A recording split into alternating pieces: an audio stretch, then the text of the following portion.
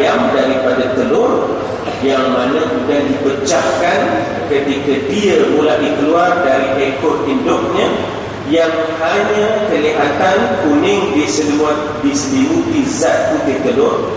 Kalau direbus, maka yang kuning akan terjadi kesan tertentu, yang putih terjadi kesan tertentu yang boleh dimakan. Tetapi kalau dimasukkan dalam, tidak direbus, dibiarkan supaya diramkan, maka dari situ zat yang terkandung dalam telur akan berubah.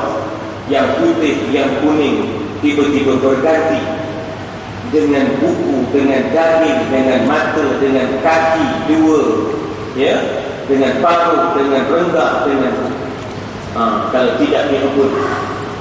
Sebaliknya kita bagi kepada ibu ayam, kamu you menetas, aku tak ada nak makan lah. Maknanya sudah jenuh makan telur, tak ada nak apa, tak ada nak oboi, jadi maknanya kamu kan biar dia menetas. Setengah orang tu dia tak nak apa ayam. Itu ada yang ada tu aku tak larat bagi makan, bawa sini telur kamu, biar aku oboi. Setengah tu pula semua ayam, tak nak makan telur oboi, jenuh nak makan telur oboi. Sudahnya biar kamu ramkan, aku dah tengok kamu biar kamu menetas. Dia cakap dengan ayam. Orang tua dulu kan bercakap dengan ayam. Dengan ayam cakap, dengan kucing cakap. Tak ada orang dalam orang tu. Dalam orang tu tak ada orang, tapi dia lagu. Lagu dengan kucing, lagu dengan ayam. Nanti dulu aku pun belum makan, dia kata pada kucing. Kucing pun berhenti, dia pun duduk langsung kucing. Begitulah peransuran permulaan ciptaan ayam ni tadi. Sebuah telur sampai jadi ayam ditumbuhi oleh nyamuk. Ajaib sekali dipandang ketika anak ayam itu membantu sendiri kulit telur, pecah, dia beransur keluar, menciap, kemudian berdiri sedikit demi sedikit. Kalau kita tak bagi ram, kita lepui, kita makan. Kalau kita bagi ram, dia menetas. Padahalnya asal kejadian ni kita pun makan. Daripada kuning telur dengan putih telur, tidaklah satu daripada situ tiba-tiba tumbuhlah daging, tumbuhlah paruh, tumbuhlah kaki.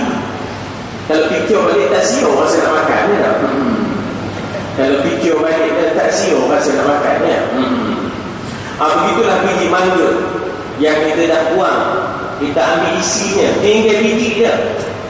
Tiba-tiba daripada situ bercampur pula. Tiba-tiba daripada situ bercampur pula, maknanya kita kata dedaun yang halus, kemudian dikatakan di situ adanya urat yang menjuntai ke bumi, kemudian dia menjadi pohon mangga yang subur. Ini yang dikatakan yubdiul khalq, Allah yang memulakan kejadian. Macam kita katalah kita makan jagung, kemudian sebahagiannya itu kita tak makan, kita ambil, kita rendam. Kita pun tak sangka ada yang bertunas, kemudian kita masukkan dalam tanah, tukai masuk dalam tanah, tak sangka pula mengangkung, tak sangka pula bertunas. Yubdiul khalq, Allah memulakan kejadian, Allah yang memulakan kejadian. Jadi di situ kita lihat bagaimana mencermanya kehidupan. Buah mangga tadi dilemparkan ke tanah lampuk, tanah yang lembut. Pada begitulah penciptaan manusia sendiri. Asalnya tak ada apa pun, hanya air. Daripada air itu kulit sudah menjadi darah, daripada darah jadi daging, daripada daging jadi tulang, nutfah, alaqah, mudghah, mukhallaqah. Daripada nutfah, air dia. Rupanya daripada air itu adanya alaqah, timbul menjadi segumpal darah. Daripada alaqah jadi mudghah, jadi segumpal daging. Daripada mudghah jadi mukhallaqah, lembaga. Lembaga yang ada pula maknanya idham, ada pula tulang-tulang. Kemudian lahma, ada pula daging-daging. Kemudian setelah 120 hari ditiupkan ruh, wa nafakha fihi min ruhi, ditiupkan baginya ruh. Ini semua adalah bada yubdiul khalq, Allah memulakan penciptaan. Zaman sekarang orang terlibat dalam kejuruteraan, baka, genetic engineering, maka dia dapat mengesan pergerakan embrio, pergerakan janin daripada alaqah, mudghah, mukhallaqah. Ayat Quran tu pun dalam surah Al-Hajj, dalam surah maknanya An-Nur, menceritakan alaqah, mudghah, mukhallaqah. Nabi sendiri mana ada tahu itu semua. Nabi bukan bidan, Nabi bukan terlibat dalam genetic engineering, Nabi tidak ada mikroskop, Nabi tidak ada ultrasound.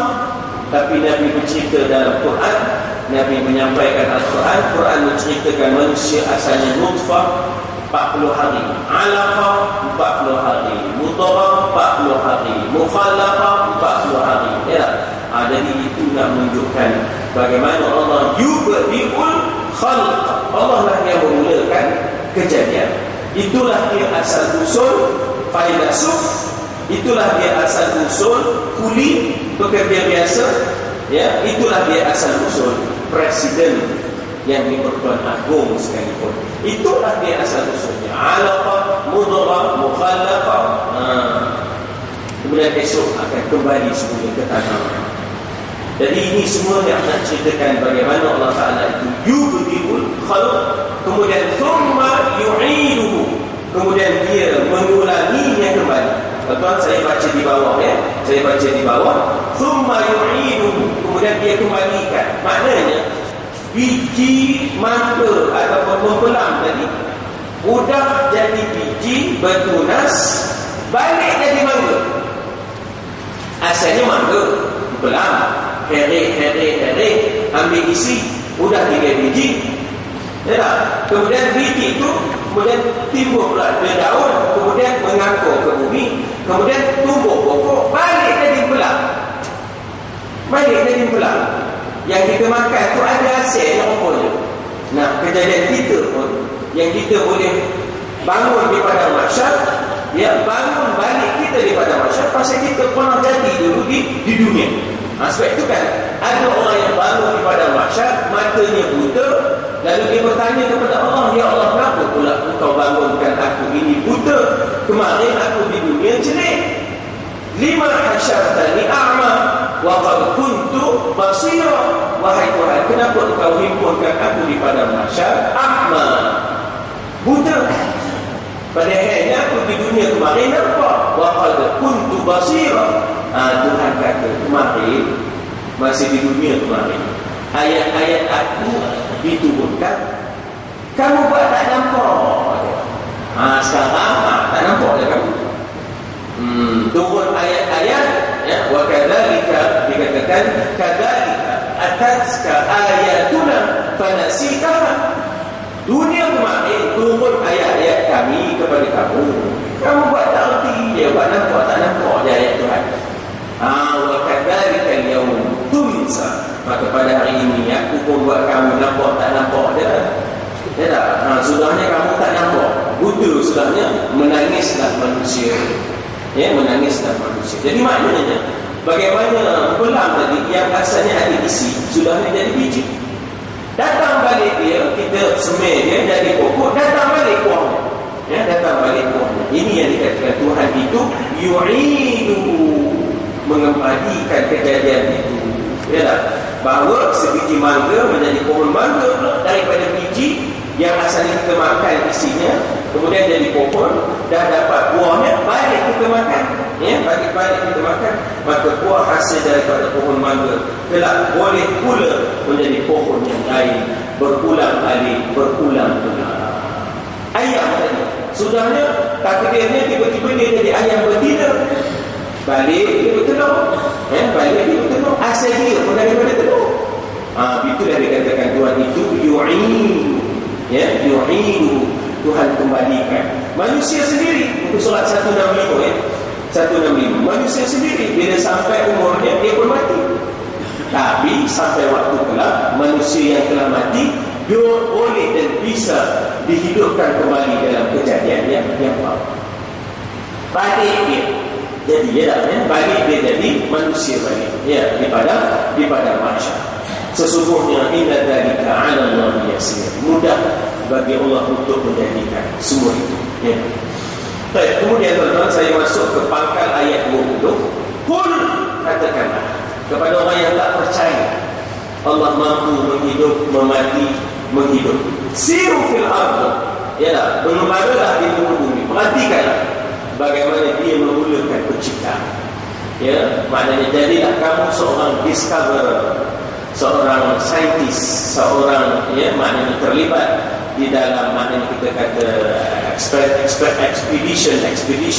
Maknanya Tuhan tak suruh kita duduk betul di dalam biara-biara, gua-gua, ya, tidak. Agama Islam tak suruh begitu. Tak suruh kita bertapa, tak campur, tak. Manusia disuruh mengembara supaya dia jangan bagaikan katak di bawah tempurung, jangan membeku, tidak, ya, tidak berfikir, tidak menyelidik. Nyatanya Islam suruh kita membuat penyelidikan. Artinya kena ada makna, kena ada, maknanya usaha-usaha, ya, untuk menyediakan sesuatu untuk penyelidikan tersebut. Sebab itulah akhirnya kita dapati bahawa Jakim dia tidak lagi mahu bergantung kepada makmal-makmal yang ada. Dia sendiri nak buat makmal. Maka kerajaan Selangor menawarkan, ya, sebidang tanah seluas hampir 40 ekar untuk Jakim membina makmalnya sendiri. Sebab authenticity, kekuatan, ya, keputusan itu bergantung banyak kepada kalau ia mampu mencipta makmalnya sendiri, bukan bergantung kepada makmal orang. Jadi dengan sebab itulah, ya, kita kata bahawa bagaimana kita memang disuruh membuat penyelidikan. Yang khusus disuruh memperhatikan bagaimana asal permulaan kejadian dunia. Maka di sana ada kajian tentang fosil, ya, tulang-tulang yang dikutip semula daripada runtuhan Empire Mohenjo-daro di India, ya. Pompei, ya, maknanya daripada Itali, Persepolis, Athens, ya, kuno. Ba'labat ini di Lubnan, ya, Ba'labat ini di Lubnan dan sebagainya. Ada satu anjuran tegas dari ayat. Sedikit. Jadi artinya yang kita di sana ada package pelancongan mengembara ke dunia, ya, ini untuk melihat tempat-tempat asal sejarah. Elok kita pergi dengan berbekalkan sedikit maklumat-maklumat dan akhirnya kita akan dapat pengajaran-pengajaran daripada perjalanan tersebut. Jadi orang Islam disuruh jalan-jalan tapi bukan cari makan, ya. Islam ini disuruh jalan-jalan, carilah pengajaran. Jalan-jalan, carilah pengetahuan. Jalan-jalan, tambahlah pengalaman. Bukan jalan-jalan, cari makan. Jalan-jalan cari makan, yang itu sama dengan yang berkaki 4. Kami pun jalan-jalan cari makan. Selidiklah bagaimana asal mula penciptaan alam, berapa juta tahun usia bumi, berapa juta terdapat kejadian kehidupan di permukaan, bahkan di dasar lautan, ya. 1969 telah diselidiki sampai ke bulan, ya, Apollo 11 naik ke bulan, bawa balik batu batan dari sana, bawa ke lab, kemudian cuba mengkaji apakah barangkali ada manusia ataupun ada kehidupan di sana. Keputusannya tidak ada kehidupan. Dituntut orang ilmu pada mulanya bukanlah kerana Allah, tetapi ilmu itu sendiri tidak mahu melainkan menuju kepada Allah juga. Demikian pepatahnya terkenal. Maka penyelidikan itu akan sampai kepada permulaan timbulnya ciptaan pertama tentang kehidupan. Dan itu adalah pintu permulaan yang akan masuk ke dalam penyelidikan ilmiah, kemungkinan adanya perulangan hidup kali yang kedua. Tuan-tuan dan puan-puan, di sana ada ayat Quran dikatakan wa ja'alna minal ma', ya, kami jadikan, ya, daripada air kullu syai'in hayyin, segala yang hidup ini originnya, spesies itu adalah daripada air, ya, spesiesnya itu adalah daripada air. Wa ja'alna minal ma' kullu syai'in hayyin. Jadi maknanya di situ, di sana ada teorinya bahawa kejadian ini bermula dengan adanya air dan kemudian akhirnya di sana ada pecahan-pecahan. Ini semua adalah maknanya kita kata kejadian Allah. Di dalam Al-Quran pun Allah menyatakan tentang origin of species, asal usul kejadian itu adalah minal ma', daripada air, ya. Kemudian dikatakan thumma yunshi'a, kemudian Allah memunculkan nash'atal akhir di bawah, surah 165 di bawah. Allah memunculkan kemunculan yang lain yang baru kali kedua. Manusia akan dimunculkan semula di padang mahsyar, binatang-binatang yang terlibat pun akan dimunculkan semula di padang mahsyar. Batu-batan yang terlibat pun akan dimunculkan semula di padang mahsyar. Ya, semuanya itu kalau terlibat di dalam perbicaraan. Ya, bahkan dikatakan binatang yang dizalimi oleh binatang pun akan dimunculkan di padang mahsyar. Ya, artinya ialah setelah manusia memperhatikan permulaan penciptaan sampai menjadi ilmu, dianjurkan supaya memenuhi kemungkinan yang amat luas bagi Maha Penguasa. Dia sanggup menciptakan masa mula-mula kejadian menurut jalan yang mudah baginya. Tetapi manusia bagaimanapun pintar tidak dapat mencipta seperti itu. Nescaya akan bangunlah panca indera menangkap hasil dari penyelidikan alam, buat mengambil kesimpulan bahawa alam ini memang ada pencipta, dan pencipta itu sanggup dan mudah memunculkannya semula dalam pemunculan yang lain pula. Ini kita lihat dalam surah Yasin, bagaimana manusia itu lupa kejadian asal, lalu dia bawa tulang-tulang kepada Nabi, lalu dilagakannya tulang-tulang itu, lalu berkecai di hadapan Nabi, lalu dia bertanya kepada Nabi kita, "Man yuhyil 'idham wa hiya ramim?" Siapakah yang boleh maknanya menghidupkan tulang-tulang sedangkan tulang-tulang itu sudah hancur berkecai? Maka Nabi Muhammad terpempan dengan sikap biadab, ya, orang ini. Dan Allah Ta'ala turunkan wahyu masa itu juga. Qul, katakan kepada orang ini, yuhyihal ladzi ansha'a awwal marrah. Ya, qul yuhyihal ladzi ansha'a awwal marrah. Katakan, akan menghidupkan balik tulang-tulang ini Tuhan yang telah menjadikan dia dalam kejadian yang pertama kemarin. Yuhyihal ladzi ansha'a awwal marrah wa huwa bi kulli syai'in alim. Allah itu sangat-sangat ada ilmunya tentang sesuatu. Bal dikatakan Tuhan itu khallaqul alim. Dia adalah khallaq. Allah Ta'ala itu bukan sekadar khaliq, pencipta. Khallaq, sangat upaya mencipta. Khallaqul alim, lagi mengetahui apa yang dia ciptakan. Jadi disitulah ayat itu menjawab sikap manusia, ya. Sesungguhnya Allah, innallaha ala kulli syai'in qadir, atas setiap sesuatu itu amat dia berkuasa. Qadir, ya, amat dia berkuasa.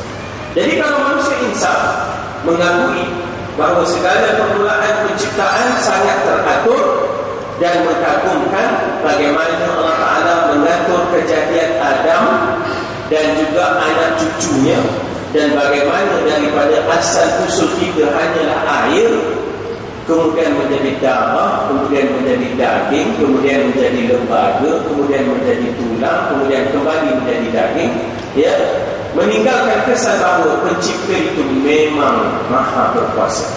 Tidak ada jalan lagi buat memungkiri untuk kita sanggah bahawa Allah itu qadir.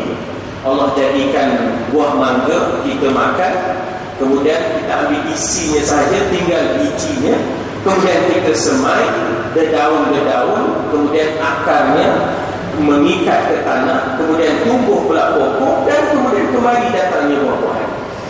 Ini maknanya kita kata Allah itu qadir, membentuk alam. Dipanggil musawwir. Al-musawwir, Allah Ta'ala itu membentuk musawwir, ya. Bahkan kita katakan Allah Ta'ala itu sawwaraka, ya, alladhi khalaqaka fasawwaka fa'adalaka fi ayyi suratin ma sya'a rakkabaka. Tuhan yang menjadikan kamu, alladhi khalaqaka fasawwaka, ia sempurnakan kejadian kamu, fasawwaka fa'adalaka, seimbang kejadian antara maknanya antara tangan dengan tangan, kaki dengan kaki. Fasawwaka fa'adalaka fi ayyi surah, dalam apa juga bentuk hidungnya, matanya. Sya'a rakkabaka, dia akan atur dan susun bentuk muka-muka kamu. Cina dengan sepetnya, Arab dengan mancungnya, ataupun kita kata dengan kemerah-merahannya, orang putih dengan tinggi lampainya, semuanya. Orang lain dengan kemetodnya. Semua itu kejadian Allah Subhanahu Wa Taala. Kreatinnya, orang Ethiopia, Habashi dengan kreatin halusnya, orang Cina dengan adanya kita kata rambut kerat panjangnya. Allah yang mengatur, Allah yang mengatur. Ala kulli syai'in qadir. Tidak ada jalan lagi buat memungkiri bahawa dia boleh membentuk, nantinya mengulang balik kehidupan manusia di alam yang lain. Sekali yang kita pandang sulit, mustahil, baginya adalah yasir, mudah. Baginya adalah mudah. Kita nak buat, tak buat. Kaki palsu kita buat, tapi tak jadi, tak ada sama dengan kaki asal. Tak akan sama dengan kaki asal. Mata, biji mata palsu tak sama dengan biji mata asal. Yu'adzibu man yasha wa yarhamu man yasha. Dia boleh mengazab siapa yang dia kehendaki, dan dia boleh memberi rahmat kepada siapa yang dia kehendaki. Jadi kalau mengikut sunnatullah, Allah akan mengazab orang yang tidak beriman dan beramal. Allah akan merahmati orang yang maknanya kita kata beriman dan beramal. Dan itu tidak akan berubah. Walan tajida li sunnatillahi tabdila. Ya betul, Allah Ta'ala itu berkuasa mutlak, tetapi Allah berkuasa dengan adanya sunnah itu. Allah akan menyeksa siapa orang yang tidak beriman dan beramal. Allah akan merahmati orang yang beriman dan beramal. Itu sudah menjadi ketetapan Allah Subhanahu Wa Taala. Innallaha la yukhliful mi'ad. Allah tidak akan memungkiri janjinya. Cuba kita tengok di situ bagaimana dalam ayat Quran Allah Ta'ala kata kataba ala nafsihi rahmah. Allah telah mewajibkan pada dirinya bersifat rahmah, kasih dan sayang. Bukan hanya Allah berjanji, bahkan Allah wajibkan ke atas dirinya untuk bersifat kasih dan sayang. Di sini ada dua. Satu, Allah berjanji, kamu kalau beriman beramal, aku bagi rahmat. Kamu tak mau beriman beramal, aku azab. Namun bukan sekadar janji, Allah Ta'ala mewajibkan dirinya, kataba ala nafsi rahmah. Allah mewajibkan bagi dirinya supaya memberi rahmat. Ini disebut di dalam ayat yang ke-21, ayat yang ke-21. Tuan-tuan, buku surat 167 menceritakan tentang pertengkaran ataupun perdebatan tentang boleh dan Allah Ta'ala masukkan orang kafir untuk masuk syurga dan orang Islam yang telah beriman dan beramal untuk masuk neraka. Memang boleh, Allah Ta'ala itu berkuasa mutlak. Tapi surah Al-An'am ayat 54, surah Baqarah ayat 80, surah Ali Imran ayat 9, semua ini menceritakan innallaha la yukhliful mi'ad. Allah tak akan memungkiri janji. Allah dah janji orang yang beriman beramal soleh maka syurgalah. Allah dah berjanji kafir dan kufur maka nerakalah. Fala yukhlifallahu 'ahdahu. Allah sekali-kali tidak akan memungkiri janji. Jadi Pak Hamka menceritakan perdebatan itu membuang masa. Perdebatan tentang boleh dan Allah Ta'ala masukkan orang kafir yang tidak beriman dan beramal itu dalam syurga. Ya memang boleh, Allah berkuasa penuh. Boleh Allah Ta'ala masukkan orang yang beriman dan beramal soleh ke dalam neraka. Memanglah boleh, Allah berkuasa penuh. Tapi Allah tidak memungkiri janji. Orang yang beriman dan beramal soleh, syurgalah dia. Orang yang kufur, engkar, tidak beramal soleh, maka nerakalah dia. Oleh sebab itu hendaklah kita cermat. Buku surat 167 di tengah-tengah tu Oleh sebab itu hendaklah kita cermat, memahamkan bahawa Allah mengazab bagaimana siapa yang dia kehendaki, rahmat bagaimana siapa yang dia kehendaki.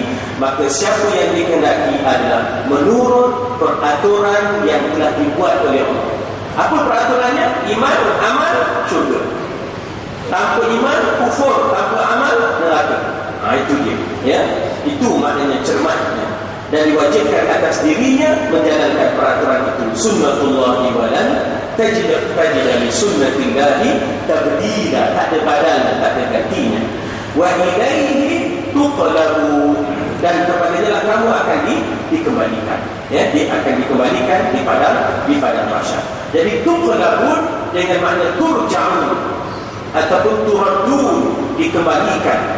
Ya, maknanya di situ bahawa dikatakan di sini dibalikkan. Meskipun sepintas lalu pengertian kedua kata itu turja'un, tuqlabun, namun semangat yang terkandung di dalamnya berbeda.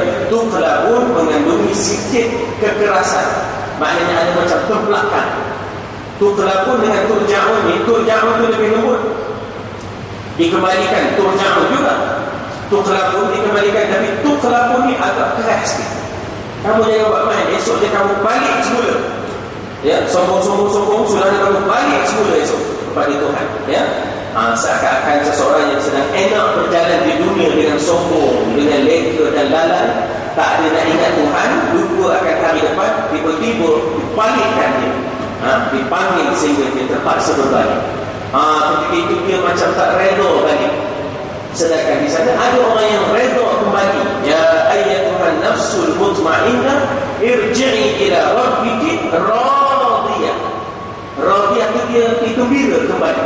Dia gembira dikembalikan, dia gembira dipanggil oleh Tuhan. Radiyatan mardiyah. Dia reda kembali dan dia diredai oleh Allah Subhanahu wa taala. Ya, maka Allah balikkan padanya segera pulang. Maka kata kubur kepada kita, ana baitut turab, aku adalah rumah tanah. Fahmil, maka bawalah firash, bawalah bersama kamu tilam. Apa dia? Wa huwa amalus salih, iaitu tilam itu adalah amal yang saleh.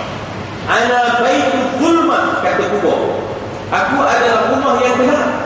Nawbirni bi qira'atil Quran, berilah cahaya kepada rumah yang gelap ini dengan membaca Al-Quran.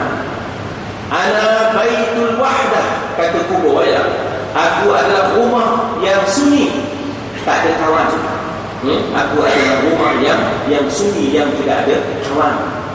Maka fahmil, maka bawalah kawan bersama, iaitu qiyamul lail, bangun malam, ya, sebagai kawan di dalam kubur kelak.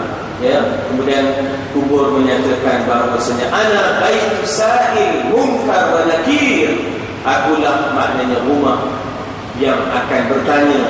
Yang bertanya adalah munkar dan nakir. Fa'akthir asy-syahada ala tuhrihi syahadatain, banyaklah kamu menyebut kalimah syahadah, barulah kamu boleh menjawab, ya, apa yang akan ditanya. Jadi ini semua keadaan-keadaan di dalam kubur menggambarkan kesudahan seseorang.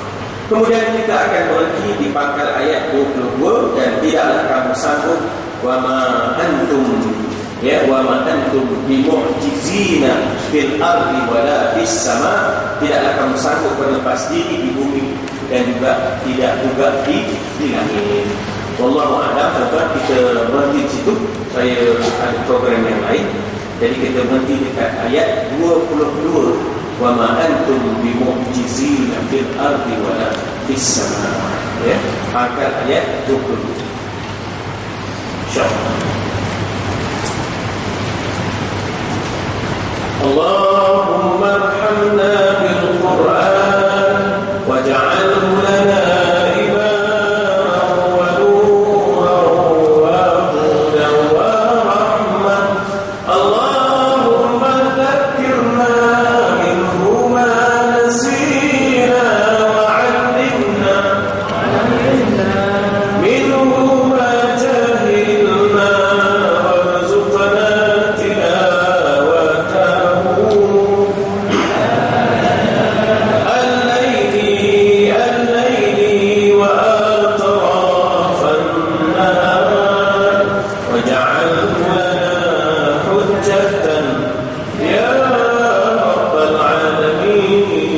Subhanakallahumma wa bihamdika asyhadu an la ilaha illa anta astaghfiruka wa atubu ilaik. ilaik. Subhanakallahumma wa bihamdika asyhadu an la ilaha